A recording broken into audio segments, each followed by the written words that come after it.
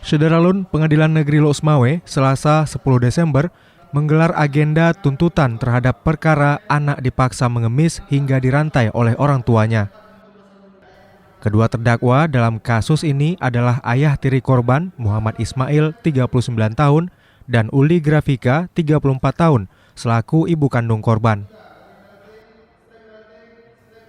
Sidang dipimpin Hakim Ketua Jamaluddin serta dua anggotanya, Mukhtar dan Mukhtari, dibuka untuk umum.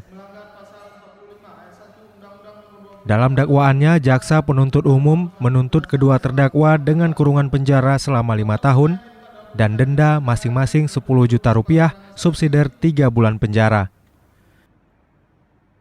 Kasus anak dipaksa mengemis hingga dirantai oleh orang tuanya ini sebelumnya menjadi perbincangan warga, tak hanya di Aceh tapi juga di tingkat nasional.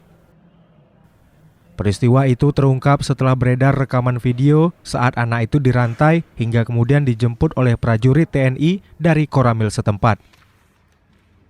Jangan asik di game, di warnet. Makanya kalau misalnya dia nggak pulang, bukan berarti dia disuruh meminta-minta, tapi melainkan biar dia tuh fokus sama belajar sama mengaji.